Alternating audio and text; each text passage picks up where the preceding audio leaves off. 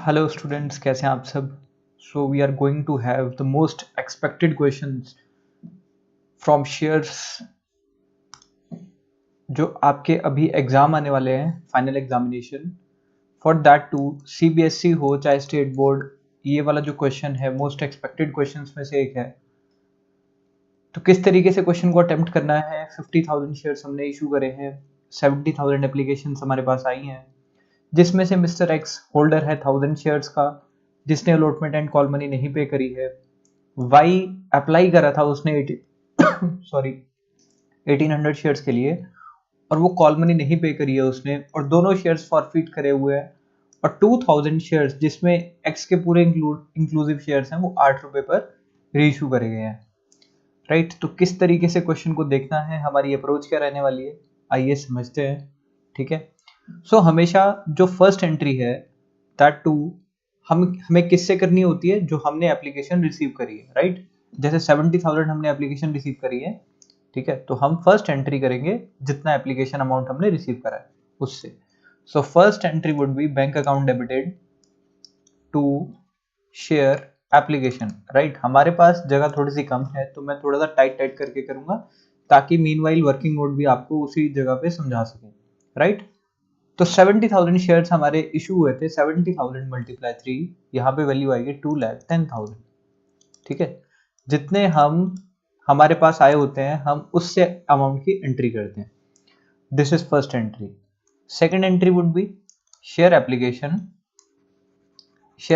Account debited to share capital account, ठीक है, to share allotment, क्योंकि ये प्रो राटा का क्वेश्चन है, टू बैंक अकाउंट जो हमने रिफ्यूज करे हैं, जो रिजेक्ट करे हैं। जैसे ये लिखा हुआ है 10,000 शेयर्स बीइंग रिजेक्टेड, तो वो यहाँ पे आएगा। राइट, तो ये 2,10,000 रुपए यहाँ पे आ गए। इस 2,10,000 में से कैपिटल में क्या आ जाएगा, जितना अमाउंट हमने इशू करा हुआ है। Right, the issued amount is 50,000। 50,000 multiply 3 becomes 1,50,000। Right, तो ये यहाँ पे आएगा। कैपिटल में कितना जाएगा, 50,000। देखिए 70,000 हमारे पास आए थे, 10,000 रिजेक्ट हो गए, कितने बचे हमारे पास, 60,000। राइट, और 50,000 और 60,000 में कितने का डिफरेंस है, 10,000 का डिफरेंस है। 10,000 मल्टीप्लाई बाय 3 बिकम्स 30,000। राइट, और बैंक में हमने कितना रिफ्यूज किया, रिजेक्ट कितना किया हमने, 10,000 रिजेक्ट करा। 10,000 मल्टीप्लाई 3 अगेन इट इज 30,000। तो this become our second entry, जहां पे हम कैपिटल में जितना हमने इशू करा हो, I am repeating once again, capital में हम वो अमाउंट डालेंगे जितना हमने इशू करा हो, मल्टीप्लाई बाय 3 करेंगे, एप्लीकेशन के साथ मल्टीप्लाई करेंगे। अलॉटमेंट में जितना हमने रिफ्यूज कर दिया है उसके साथ जो इशूड का डिफरेंस है दैट इज 10,000, उसे मल्टीप्लाई करके हम यहाँ पे डालेंगे। और यहाँ पे जो हमने रिफ्यूज कर दिया है, ठीक है, दैट इज 10,000, जिन्हें हमने रिजेक्ट कर दिया है, 10,000 मल्टीप्लाई 3 यहाँ पे आ जाएगा 30,000। चलते हैं third entry, that is share allotment account debited to share capital account and to security premium account. Right, premium कितने का है, 2 का प्रीमियम है, यहाँ पे लिखा हुआ है, मेंशन किया हुआ है। राइट, तो 50,000 मल्टीप्लाई 5 इट बिकम्स 2,50,000।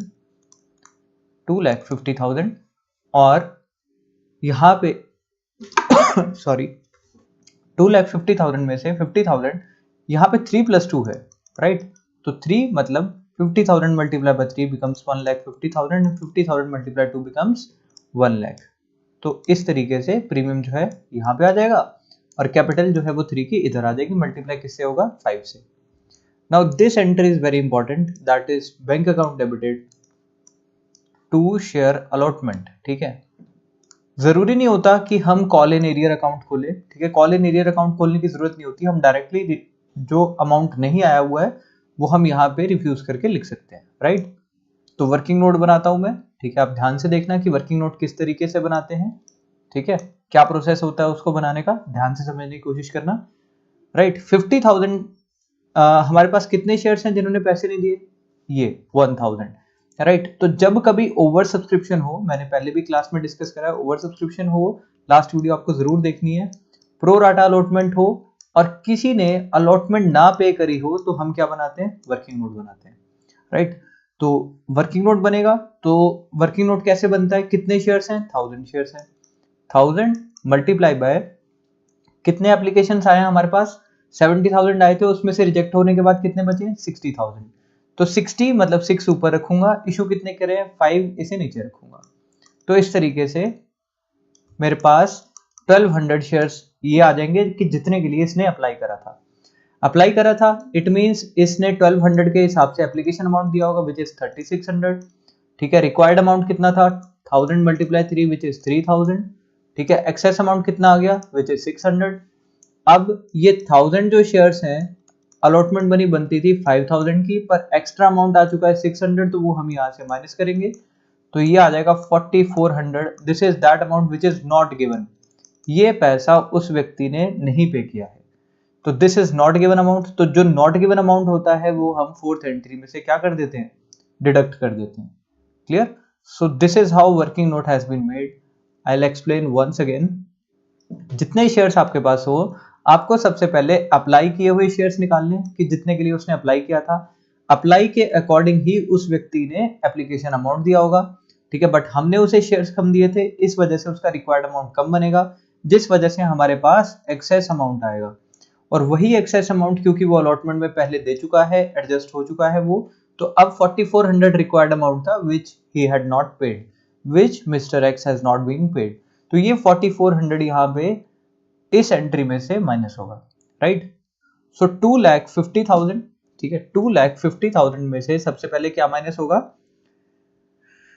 30,000, क्योंकि हमारे पास ये अलॉटमेंट पे आ चुका है। ठीक है, तो हमारे पास बैलेंस बचेगा 2,20,000।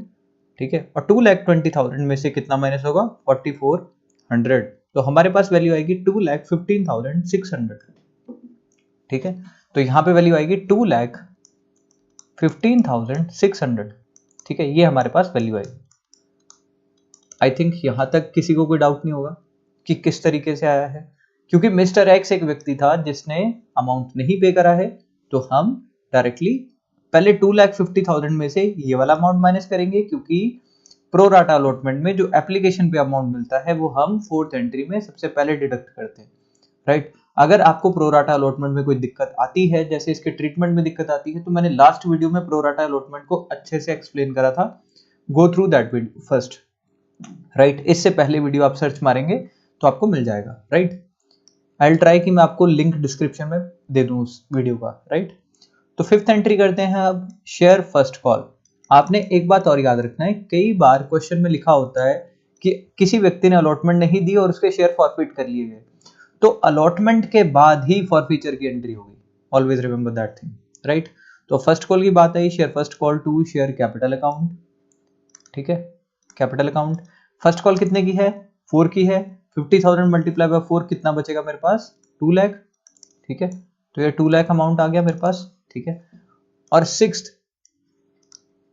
Bank account debited to share first call.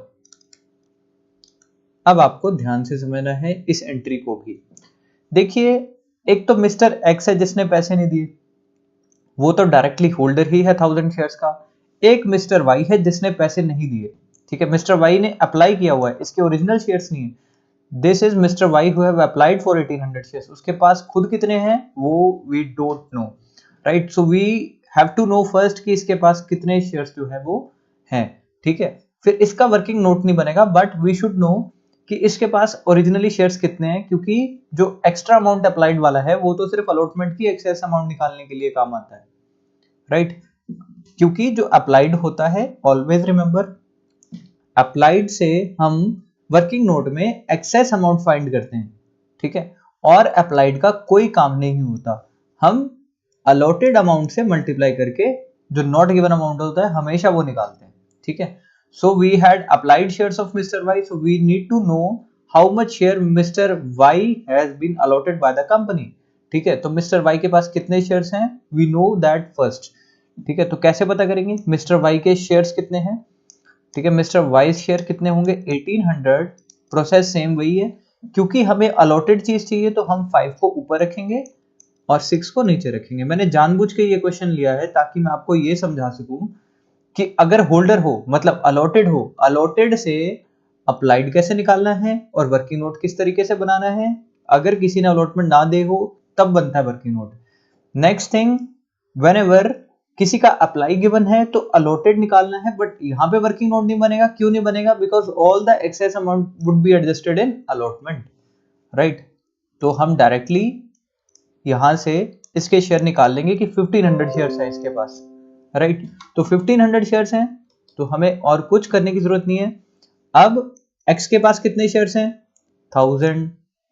y के पास कितने शेयर्स हैं? 1500। और दोनों ने ही फर्स्ट कॉल नहीं दी है, विच मींस कि 2500 शेयर्स पे फर्स्ट कॉल नहीं आई है। फर्स्ट कॉल कितने की है? 4 की, राइट। मतलब 10,000 रुपीज जो है वो मेरे पास नहीं आया। It is not given amount on first call. First call पे इतना पैसा नहीं आया है। आई होप कि मैं आपको क्लियर कर पाया हूं ये वाला डाउट, राइट। तो 10,000 रुपीज नहीं आए हैं तो 2 लाख में से 10,000 के कितने बचे मेरे पास? 1,90,000, right. So this is the amount जो फर्स्ट कॉल पे आया है, ठीक है। You need not to open and call an arrear account, ठीक है, कोई जरूरत नहीं होती। It is not mandatory anywhere जहां पे आपको कॉल एन एरियर अकाउंट खोलना पड़े अलग से, राइट। सो अभी तक हमने क्या करा है? जो अप्लाई है, ठीक है, जो स्टार्टिंग में 70,000 आता है उसका सिर्फ इतना सा ही काम होता है कि फर्स्ट एंट्री में मल्टीप्लाई करके अमाउंट निकल जाए। नेक्स्ट एंट्री जो होती है वो ये बताती है कि ये जो 2,10,000 रुपए है इसमें हमने एडजस्टमेंट कितनी करी है, कितने अलॉटेड किए हैं, आगे प्रोराटा अलॉटमेंट में कितने भेजे हैं और कितनों को हमने रिफ्यूज करा है, ठीक है। वो हम यहाँ पे डाइवर्जन बताते हैं कि बेसिकली कैपिटल का कितना अमाउंट है, अलॉटमेंट में कितना डाला है और हमने रिफ्यूज कितना किया है। थर्ड एंट्री में अगर प्रीमियम है क्वेश्चन में तो वो शो करना है। फोर्थ एंट्री में if there are any arrears working note बना के, क्योंकि ओवर सब्सक्रिप्शन का क्वेश्चन है तो माइनस करके आपको फाइनल अमाउंट लिखना होता है। And there comes first call. First call में वर्किंग नोट की कोई जरूरत नहीं होती क्योंकि सभी शेयर होल्डर्स की एक्सेस मनी कहां पे एडजस्ट होती है? अलॉटमेंट में ऑलमोस्ट एडजस्ट हो जाती है। 90%, 80 to 90% ऑफ द केसेस में सारा अमाउंट जो है वो अलॉटमेंट में एडजस्ट हो जाता है। बट समटाइम्स सॉरी, समटाइम्स जो एक्सेस अमाउंट होता है वो कॉल मनी तक भी जाता है, राइट। सो ऑलवेज रिमेंबर कि जो पैसा होता है, जो एक्सेस पैसा होता है वो मैक्सिमम 80 to 90% केसेस में आपका अलॉटमेंट में ही एडजस्ट हो जाता है, राइट। जैसे सीबीएसई और स्टेट बोर्ड में जो क्वेश्चन आएगा वो मोस्ट प्रोबेबली ऐसा ही क्वेश्चन आएगा कि जो अमाउंट है वो अलॉटमेंट तक ही एडजस्ट हो जाए। So if anyone had not been paid allotment तो हमें क्या बनाना है? Working note in that case. Clear? तो आइए चलते हैं अब इनके फॉरफीचर पर। अब हम इनके शेयर्स फॉरफिट करेंगे, राइट। तो फॉरफिट करेंगे तो फॉरफिट कैसे करना है वो ध्यान से सीखना है सभी ने, ठीक है। तो मैं अलग पेन से इसे हाईलाइट करता हूं ताकि ये जो टॉपिक है वो आपको अच्छे समझ आता है। पहले मिस्टर एक्स का फॉरफीचर करते हैं। नेक्स्ट एंट्री होगी, ठीक है, शेयर कैपिटल अकाउंट डेबिटेड, ठीक है।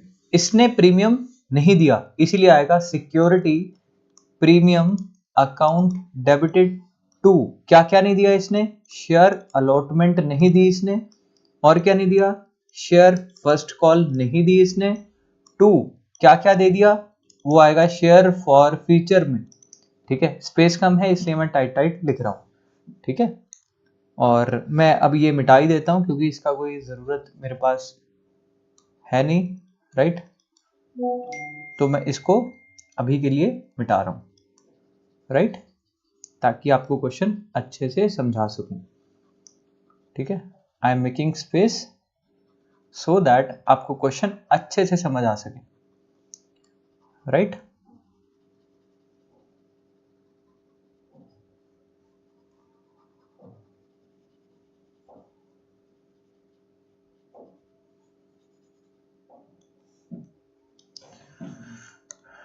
ठीक है, तो अब शेयर कैपिटल अकाउंट डेबिटेड, ठीक है। तो शेयर कैपिटल में मिस्टर एक्स के पास कितने शेयर्स थे?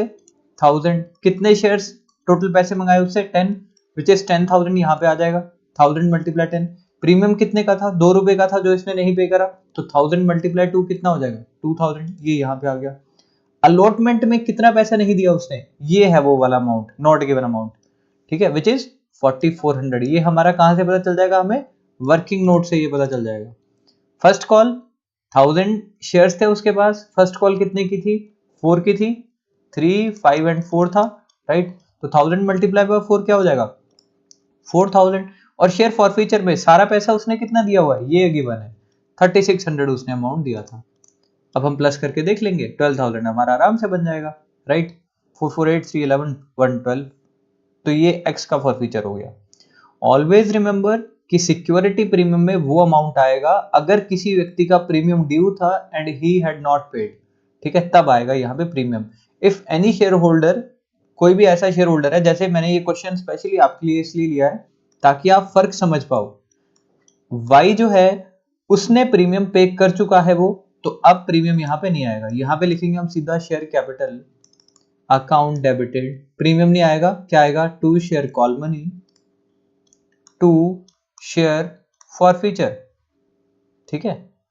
अब कैपिटल कितने शेयर्स थे उसके पास, देखिए यहां पे हमने निकाला था वाई के कितने शेयर्स हैं, 1500, राइट। तो 1500 से क्वेश्चन होगा। ऑलवेज रिमेंबर जितने शेयर उसके पास हैं उतने ही हम फॉरफिट कर सकते हैं, not more than that. This is applied, ठीक है। तो अप्लाइड के साथ कभी मल्टीप्लाई नहीं करना, हमने हमेशा ही अलॉटेड के साथ मल्टीप्लाई करना है। Always remember this thing. Maximum of the student यहाँ पे क्वेश्चन जो है वो अपना गलत कर देते हैं, राइट। 1800 से हमें क्वेश्चन नहीं करना क्योंकि उसने 1800 शेयर्स हमसे मांगे थे, हमने उसे कितने शेयर्स दिए हैं, 1500 शेयर्स दिए हैं, तो हम उतने ही शेयर्स फॉरफिट कर सकते हैं, राइट। तो 1500 मल्टीप्लाई बाय 10, क्योंकि इससे टोटल रुपीस मंगाए थे हमने, तो ये आ जाएगा 15000, ठीक है। कॉल मनी कितने की थी, कॉल मनी थी हमारी 4 की, तो 1500 मल्टीप्लाई बाय 4 विच इज 6000, ये पैसा उसने नहीं दिया, ठीक है। तो बाकी का पैसा तो दे दिया इसने, राइट। अगर 4 रुपए नहीं दिए इसने तो 6 रुपए तो दे दिए होंगे, राइट।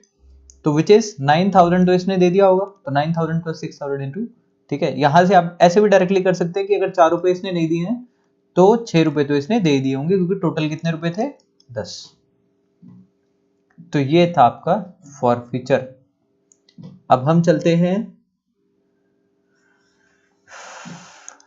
री इशू पे, ठीक है, कि री इशू कैसे करना है, ठीक है। तो I am making space for that, री इशू के लिए स्पेस बना रहा हूं मैं, ठीक है। एंड आई विल ट्राई कि मैं उसे और कलर में करूं ताकि आपको अच्छे से समझा पाऊं, ठीक है। वर्किंग नोट आपको समझ आ ही गया है अब, ठीक है। So we had nothing to do with working note, so let us come to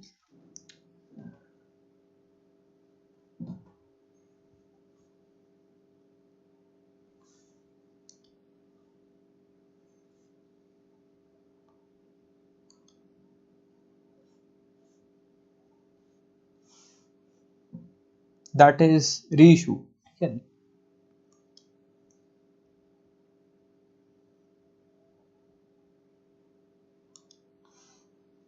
ठीक है, तो री इशू करेंगे अब हम, और री इशू की एंट्री कैसे होती है, ठीक है। This is 6th, this is 7th entry, this would be 8th entry, और अब हम करेंगे 9th entry, that is for री इशू।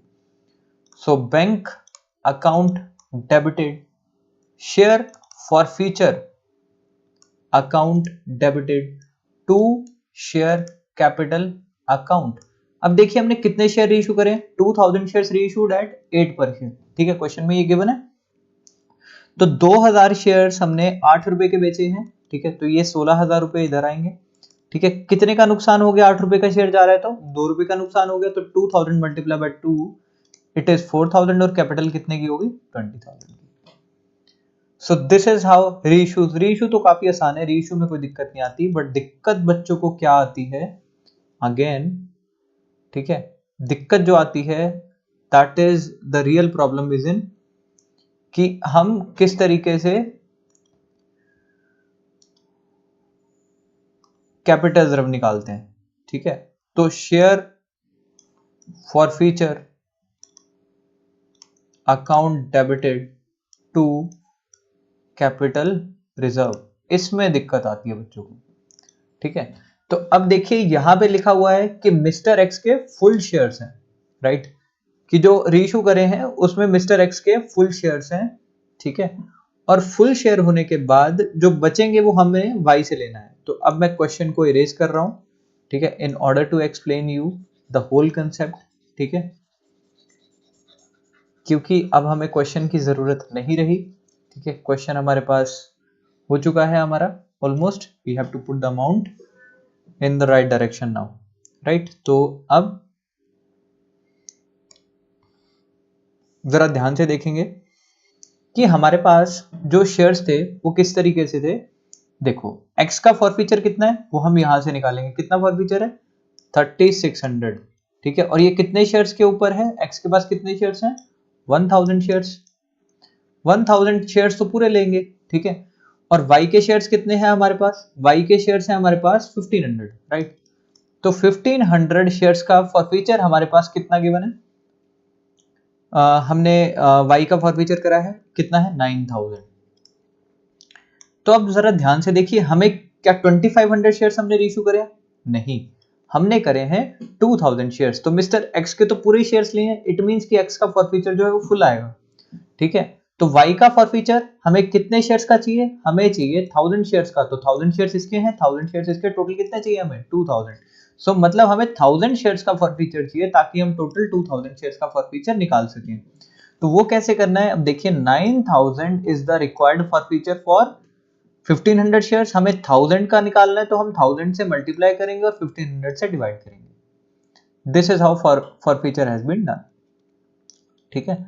तो 15 6 टाइम्स, ठीक है, 90, तो ये कितना बनेगा 6000, ठीक है। सो 6000 is the forfeiture for now 1000 shares, ठीक है।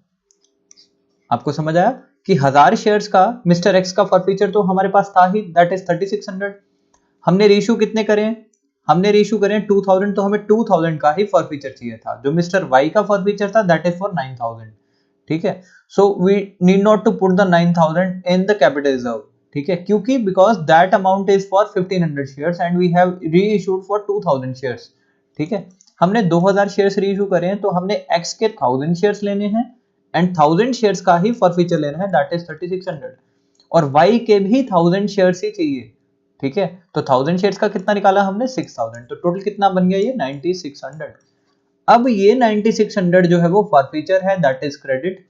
डेबिट वाला फॉरफीचर कितना है हमारा 4000, राइट। तो 4000 में माइनस करके हमारे पास कैपिटल रिजर्व कितना आ जाएगा 5600, तो ये आएगा मेरा कैपिटल रिजर्व, और यहां पे आपका क्वेश्चन होगा कंप्लीट। सो जानबूझ के आज के लेक्चर में हमने ये सारी चीजें ली थी जिससे हमें ये पता चल सके बेसिकली कि हम दो शेयर होल्डर्स को किस तरीके से एक ही सेम टाइम पे टैकल कर सकते हैं, राइट। ऐसा जरूरी नहीं है कि आपको सिर्फ होल्डर ही आए, ऐसा भी जरूरी नहीं है कि आपको सिर्फ अप्लाइड वाला शेयर होल्डर आए, हो सकता है दोनों के कॉम्बिनेशन में आ जाए, राइट। और ऐसा भी हो सकता है कि दोनों अलॉटमेंट ना दी हो। तो अगर दोनों व्यक्तियों ने अलॉटमेंट ना दी हो, इन दैट केस हम क्या बनाते हैं, हम वर्किंग नोट बनाते हैं। अगर दोनों ने अलॉटमेंट नहीं दे रखी होती तो हम वर्किंग नोट बनाते हैं, बट अगर एक ने अलॉटमेंट नहीं दे रखी तो उस केस में वर्किंग नोट बनेगा। ऐसा कहीं मैंडेटरी नहीं है कि अगर एक्सेस अमाउंट आया हुआ है तो वो टोटल एक्सेस अमाउंट जो है वो अलॉटमेंट में ही एडजस्ट होगा। It is not written anywhere, but in most of the cases जो भी एक्सेस अमाउंट होता है वो कहाँ एडजस्ट हो जाता है, अलॉटमेंट में एडजस्ट हो जाता है। आपने एक बात हमेशा ध्यान रखनी है, जैसे अलॉटमेंट पे यहाँ पे हमें 30,000 आया हुआ था, बट अलॉटमेंट है कितने की, हमारी रिक्वायर्ड अमाउंट कितना है 2,50,000, तो 2,50,000 में 30,000 इजीली एडजस्ट हो सकते हैं। सो दैट्स वाई हम ये एज्यूम कर सकते हैं कि अलॉटमेंट में सारा पैसा एडजस्ट हो सकता है। बट व्हाट इफ कि जो अलॉट एप्लीकेशन के टाइम पे हम 3 लाख रुपए एक्स्ट्रा मिल जाता, let's say for an example that we had received excessly 3 lakh rupees, then allotment तो सिर्फ 2.5 लाख रुपए की है, तो जो 50,000 रुपए एक्स्ट्रा होंगे वो कहाँ जाएंगे आगे, फर्स्ट कॉल में। तो हमें सेकंड एंट्री में ये शो करना पड़ेगा कि बेसिकली टू शेयर कैपिटल में 1,50,000, फिर अलॉटमेंट पे 2.5 लाख, और फिर जो फर्स्ट कॉल आएगी वहां पे 50,000, राइट। तो क्वेश्चन किसी भी तरीके से किसी भी पैटर्न पे आ सकता है, right. When it comes to CBSE तो क्वेश्चन जो है वो थोड़ा सा डिफिकल्ट आएगा, ठीक है। बट स्टेट बोर्ड्स में अगर आप अपियर होने जा रहे हैं तो स्टेट बोर्ड्स में क्वेश्चन जो है वो इतना डिफिकल्ट आपको देखने को नहीं मिलेगा। मैक्स टू मैक्स जो डिफिकल्टी होगी वो इसी क्वेश्चन के बेसिस पर आएगी, ठीक है। इससे डिफिकल्ट क्वेश्चंस आपको प्रैक्टिस नहीं करने हैं, इस तरीके के क्वेश्चंस आपको ढूंढने हैं और इसी तरीके के क्वेश्चंस आपको प्रैक्टिस करने हैं। मोस्ट प्रोबेबली इसी तरीके के क्वेश्चंस जो हैं वो आगे आने वाले हैं, राइट। तो अगर बेसिकली आपको फॉरफीचर और कैपिटल द्रव्य में दिक्कत आती है या इसे सॉल्व करने में प्रॉब्लम आती है, तो आपने यही क्वेश्चंस इसी तरीके के ढूंढ के प्रैक्टिस करने हैं from all over the author's, ठीक है। कई बार क्वेश्चंस जो है वो अलग से भी बन जाते हैं, जैसे फॉर एग्जांपल आपको डायरेक्टली लिखा हो पेपर में forfeited 2000 shares on which at the rate 10 each, on which rupees 8 has been called up for non-payment of rupees 3 of first call, right, और एनीथिंग लाइक दैट, ठीक है। कुछ भी लिखा हो कि 2000 शेयर्स जो थे वो हमने फॉरफिट किए हैं, जिसपे क्यों किए फॉरफिट, क्योंकि 3 रुपए की फर्स्ट कॉल उसने नहीं पे करी थी, ठीक है। रीइशूड 1000 शेयर्स एट रुपीज, ठीक है। क्वेश्चन मैं थोड़ा सा आसान कर रहा हूं पहले ताकि आपको कंसेप्ट ही समझ आ जाए। On which 10 has been called up and for the non-payment of rupees 3 on first call reissued 1000 shares at rupees 8 पर शेयर, ठीक है। तो इस तरीके का क्वेश्चन आएगा 8 पर शेयर, राइट। तो हम किस तरीके से उसे टैकल करेंगे, राइट, आइए देखते हैं, समझते हैं। अगर ऐसा हो कि 2000 शेयर्स हम फॉरफिट कर रहे हैं जिसपे 10 रुपए मंगाए गए थे डायरेक्टली, तो हम directly share capital account debited, ठीक है। यहां पे प्रीमियम नहीं है तो हम प्रीमियम नहीं लिखेंगे, टू शेयर कॉल मनी लिखेंगे, account to share forfeiture account, forfeiture account, ठीक है। तो अब 2000 शेयर्स थे, ठीक है। कितने रुपए मंगाए हैं, 10 रुपए मंगाए हैं, तो 20,000 रुपए उससे मंगवाए गए थे, पर उसने कितने नहीं पे करे हैं, 3 नहीं पे करे हैं। तो यहाँ पे 2000 मल्टीप्लाई बाय 3 कितना हो जाएगा, 6000, ठीक है। और 2000 मल्टीप्लाई कितने पैसे दे दिए होंगे उसने, 7 रुपीज दे दिए होंगे, विच इज 14,000। तो ये होगी हमारी फॉरफीचर की एंट्री। अब रीइशू की एंट्री, रीइशू की एंट्री बैंक अकाउंट डेबिटेड, ठीक है। कितने का गया है share, share forfeiture account debited to share capital account, ठीक है। अब बैंक में कितने गया है, जो शेयर गया है वो 1000 शेयर्स हमने रीइशू करे हैं, राइट। 1000 कितने पे रीइशू करे हैं हमने, 8 पर शेयर, राइट। तो 8 इधर आ जाएगा और फॉरफीचर में कितना आएगा, 2, ठीक है। तो इट बिकम्स 8000, ठीक है। और ये बन गया 2000 और शेयर कैपिटल में कितना जाएगा, 10,000, ठीक है। अब जो लास्ट एंट्री होगी वो सबसे इंपॉर्टेंट है, that is share forfeiture account debited to capital reserve account, right.